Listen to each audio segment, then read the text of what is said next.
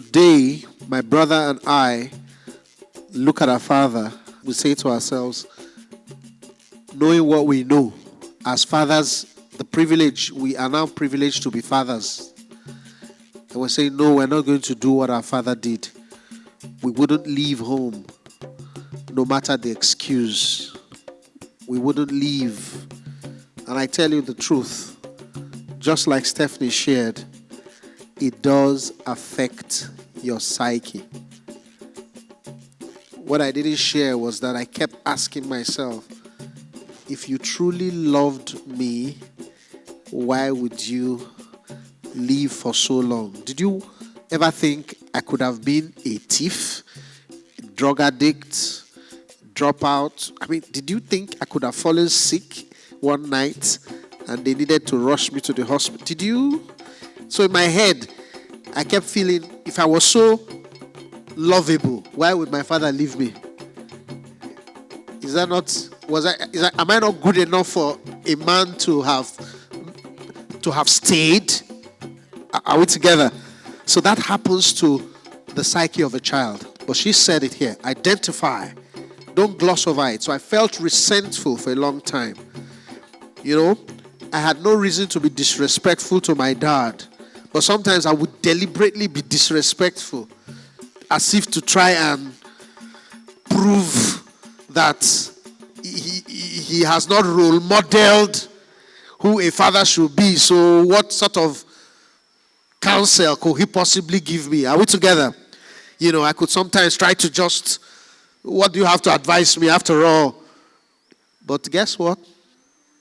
It was through my father that I met my wife. It was through my father. He called me one day and he said, oh, he saw someone. And after the call, I was just saying, you're there. I'm in Lagos. You're telling me about the lady you saw. Since when did it become that? I can't see, of all the people I see in Lagos, you're the one to advise me, you know. And so I didn't take it seriously. But I thought to myself, what does it hurt? I'm going to be back home anyway. Let me go and meet whom he thinks. We're 11 years married now. Great things can come out of cracked vessels. No matter what it is, you know, there's still light at the end of the tunnel. And everything happens for a reason. So maybe he left. Yes, I was forsaken for a sake.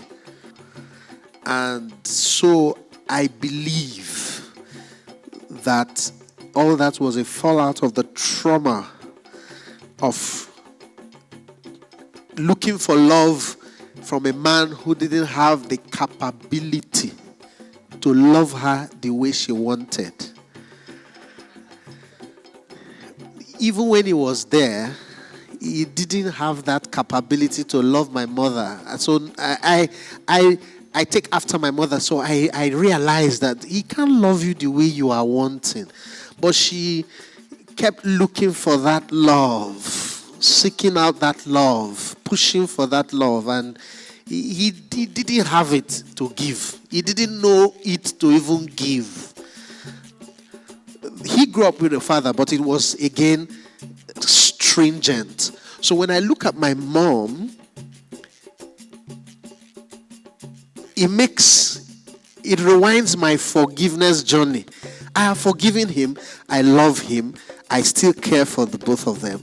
But every time I see her, I think of what she could have been if he had been a loving husband, an available husband.